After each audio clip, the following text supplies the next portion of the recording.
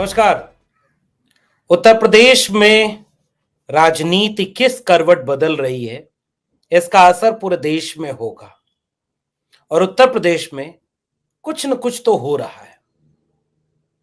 आज इस बात पर चर्चा होने लगी है कि अगर उत्तर प्रदेश भी बिहार के बाद हाथ से निकल गया, तो फिर दिल्ली वालों का रास्ता तो आसान हो जाएगा। लेकिन उत्तर प्रदेश को कैसे विपक्षी दलों का गठबंधन मजबूती से एक चुनौती बनाकर बीजेपी के सामने पेश कर सकता है? क्या-क्या उसके रास्ते हैं? क्या तरकीबें हैं? सीट बंटवारा, गठबंधन, ये सब किस आधार पर होगा?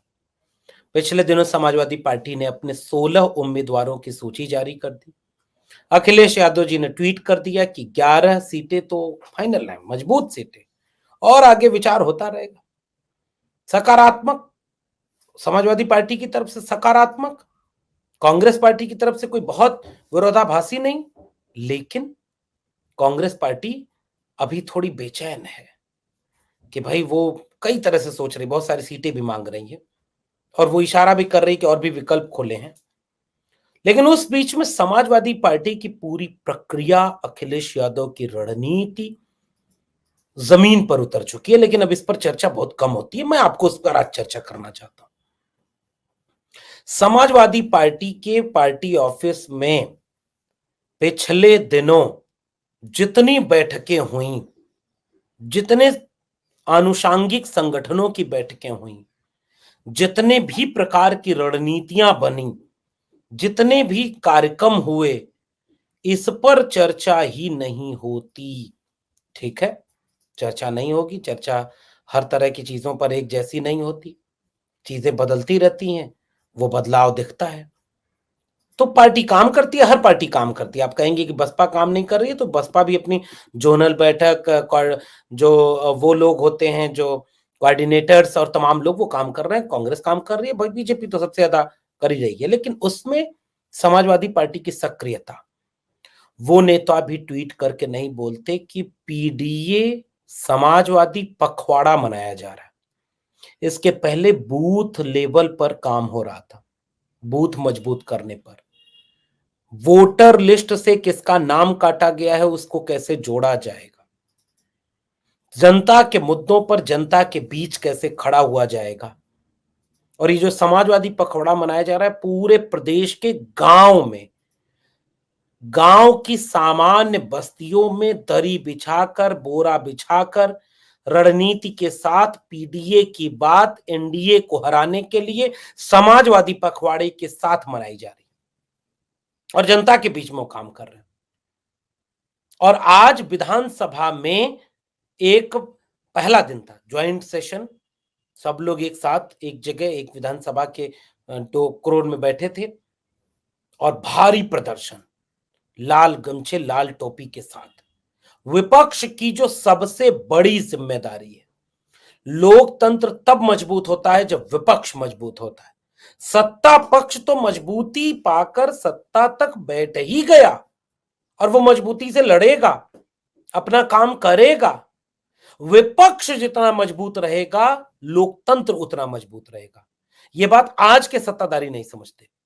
विपक्ष मुक्त भारत चाहते हैं। इनको ईडी भेजकर गिरफ्तार कर लो। शिबू सोरेन का बेटा हेमंत सोरेन है, बड़ा परेशान कर रहा है, इसको ईडी भेजकर गिरफ्तार कर लो, चुनी हुई सरकार मत बनने दो। अच्छा भाई, बिहार वाले बड़ा परेशान कर रहे हैं, कभी जाति जनगणना करा दे रहे हैं, कभी नौकरी दे दे रहे हैं, तोड़ो जरा, सरकार गिराओ, गिर गई। नीतीश कुमार को अपने मिलाओ, खिड़की दरवाजा खोल लो। अच्छा अब क्या, अब तो तेजस्वी को सिंपैथी मिलेगी, नहीं ना, ईडी भेज दो, लालू को जेल में डालने के लिए ईडी भेज दो। अच्छा चंडीगढ़, चंडीगढ़ में बड़ा गड़बड़ है भाई, कांग्रेस और आम आदमी पार्टी मिलकर 20 वोट है, बीजेपी के पास 12 वोट है। अब कैसे, क्या 16 वोट है, क्या किया जाए, 8 वोट कैंसिल करा दिया जाए। सारे बैठकर वहां एक आदमी टिक करके कैंसिल कर दिया। ये लोकतंत्र की स्थिति है, आज के लोकतंत्र की स्थिति है। हेमंत सोरेन की सरकार गिर गई, विधायक वीडियो बनाकर परेड कर रहे हैं राजभवन में कि भैया बहुमत इधर है, शपथ दिलाओ, शपथ ही नहीं दिला रहे, राज्यपाल गायब। ये इस देश में मतलब कहां देश में लोकतंत्र है, कितना मजबूत है। और टेलीविजन चैनल इसको नहीं दिखाएगा, टीवी का एक एंकर बैठ करके बोलेगा। क्या हेमंत सोरेन को वहां भेज देना चाहिए जहां 20, 30, 40 साल पहले आदिवासी रहते थे? ये जरूरत किसी आदिवासी मुख्यमंत्री का इस तरह का अपमान, ये कैसा लोकतंत्र है? और वह भी तब जब देश में अमृतकाल चल रहा हो, वह भी तब जब देश की प्रथम नागरिक एक महिला आदिवासी है। वो महिला आदिवासी जो महामहिम है, कभी इस पर आपत्ति नहीं दर्ज करती। राष्ट्रपति के अभिभाषण में लिख के दिया जाता है राम मंदिर बनना देश की सबसे बड़ी उपलब्धि रही, पढ़ती हैं। कम से कम एक लाइन ये भी तो बोल देती है कि चुने हुए मुख्यमंत्री को ईडी भेजकर गिरफ्तार करना ठीक नहीं है। सरकार नहीं बन रही, राज्यपाल ठीक भूमिका नहीं निभा रहा है, लोकतंत्र कमजोर हो रहा है, चंडीगढ़ में लोकतंत्र कमजोर है, नहीं बोला जाएगा तो वह मीडिया अपमान करने के लिए विपक्षी दलों को तो दिखाएगी। अखिलेश यादव को अपमान करते हुए बहुत सारे चैनल पर कार्यक्रम बनाएगी, लेकिन आज जब उसी उत्तर प्रदेश में जिसमें दावा किया जा रहा है कि राम राज्य आ गया, उसी उत्तर प्रदेश में उस प्रदेश का सबसे प्रमुख विपक्षी दल ललकार करके सदन में खड़ा है, ललकार करके, उस पर मीडिया खामोश रहती है। और ये एक विपक्षी दल की जिम्मेदारी है। जितनी मजबूती से विपक्षी दल प्रतिरोध में खड़ा होगा, उतनी मजबूती से वहां की सरकार पर दबाव बनेगा कि वो जन सरोकारी बने। और उत्तर प्रदेश की राजनीति में अखिलेश यादव, समाजवादी पार्टी के राष्ट्रीय अध्यक्ष ने इस बात को पिछले दिनों साबित किया है। जनता के बीच जाना हो, लोगों से मिलना हो, लोगों के साथ बैठकें करनी हो, अपने सारे अनुषांगिक संगठनों को गांव गांव में अलग अलग जिम्मेदारी देकर के किसी एक एक चरण में बूथ मजबूत करने का, दूसरे चरण में पीडीए समाजवादी पखवाड़ा लेकर के जनता के बीच जाने का, और आज जब विधानसभा में संयुक्त सत्र हो रहा है तो वहां खड़े होकर के ललकार के करने का। इंडिया गठबंधन जिस समय कमजोर महसूस हो रहा था, कांग्रेस के साथ अभी किसी भी प्रदेश में सीट शेयरिंग नहीं हो पाई। एक बड़ा दिल दिखाते हुए अखिलेश यादव ने कहा कि 11 सीटें तो फाइनल है, इसके आगे और बातचीत चलती रहेगी। और कांग्रेस पार्टी की तरफ से क्या कहा जा रहा है? विकल्प खुले हैं। ऐसे गठबंधन होता है? विकल्प नीतीश कुमार के खुले थे, चले गए, खुले वाले विकल्प में वो उधर शिफ्ट हो गए। लोकतंत्र में बार्गेनिंग टेबल पर बैठकर होती है। 2 दिन 4 दिन का मामला है सीट बंटवारे का। आज तक कांग्रेस ने किसी और प्रदेश में कहां सीट बंटवारा फाइनल किया? यह बात देश में लोकतंत्र में समझनी होगी। अखिलेश यादव ने एक बयान भी दिया, और वो बयान क्या है कि एक ब्रेकिंग न्यूज दे रहा हूं, ब्रेकिंग न्यूज। और ब्रेकिंग न्यूज क्या है कि वो जो बनारस से लड़ने वाले थे बड़े वाले नेता, कोई और सुरक्षित सीट भी खोज रहे हैं, कोई और जगह भी जाना चाहते हैं, कोई और चीज भी देखना चाहते हैं, कोई और उनकी उम्मीद है, उनकी गुजारिश है कि वहां भी कोई सेफ जगह मिल जाए, कोई सेफ तरीका मिल जाए। यह उत्तर प्रदेश में विपक्षी दलों की एकजुटता से बनता हुआ माहौल है। आप अगर हमसे पूछेंगे तो बतौर नागरिक हमारी आज भी यही कोशिश रहेगी, और अब विश्लेषण की परख भी यही कहती है कि उत्तर प्रदेश में सब अगर एकजुट हो जाए, जैसे आरएलडी को 7 सीटें समाजवादी पार्टी ने दी। पिछले 2019 के चुनाव में आरएलडी के पास केवल 3 सीटें थी, मथुरा, बागपत और शायद मुजफ्फरनगर। इस बार आरएलडी के खाते में 7 सीटें गई हैं। 7 कैंडिडेट उनको है दिया है इन्होंने, 7 जगह पर उनके तरफ से बातें आई हैं। अब इस बात को समझना होगा, इस बात को कहना होगा कि आज अगर 11 सीटें कांग्रेस की फाइनल हो चुकी हैं, कितनी सीटें ऐसी हैं जो कांग्रेस जीत सकती है अपने दम पर? यह डिबेट और यह चिंता तो टॉकिंग टेबल पर होगी ना। और अगर सबसे बड़ी विपक्षी पार्टी के रूप में समाजवादी पार्टी है तो जिम्मेदारी भी उसकी है। आप उसके साथ मिलकर के चुनाव लड़िए, उसके ऊपर दबाव बनाइए कि भाई आप कैसे जितवाएंगे, क्योंकि अंतिम लक्ष्य तो चुनाव जीतना है। चुनाव जीतने के लिए जिस भी तरह की चीजें हो सकती हैं, जितने भी तरह की गुंजाइशें हो सकती हैं, वह गुंजाइश तो करनी होगी, और उसकी कोशिश करने के लिए यह एक बहुत बड़ी जिम्मेदारी निभानी होती है विपक्षी दल को। और जब आज की तारीख में कई जगहों पर आप कल्पना करिए ना, कल्पना करिए कि आज कहां है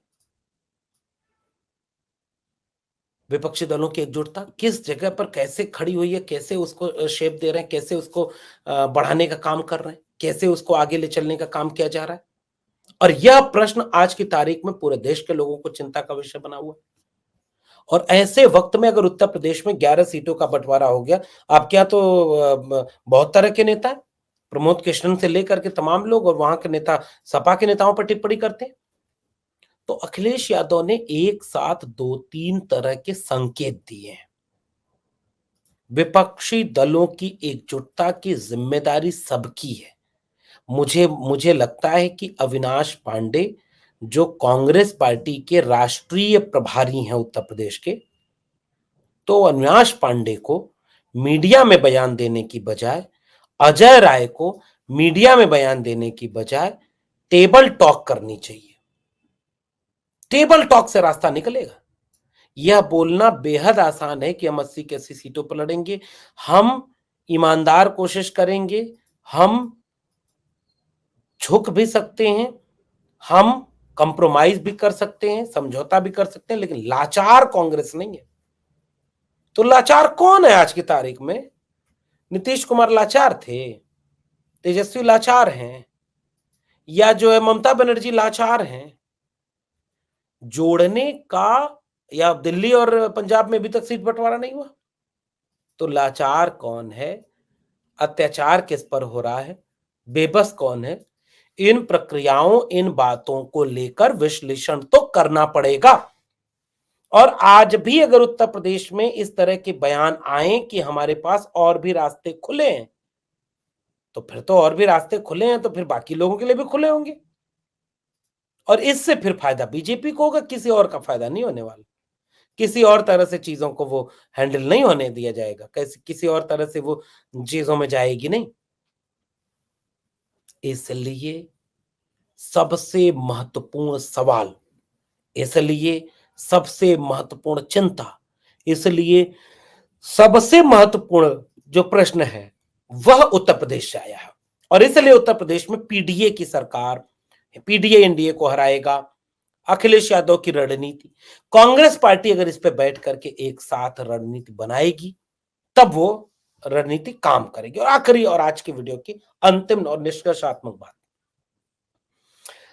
आज की तारीख में लोकतंत्र खतरे में है या नहीं है, यह जनता को भी अगर समझाना पड़े तो जनता के विवेक का स्तर यहां पहुंच गया है कि जनता को बधाई अग्रिम दे दीजिए कि आप नए भारत के लिए प्रवेश कर चुके हैं, आप नया भारत के लिए एकदम तैयार हैं।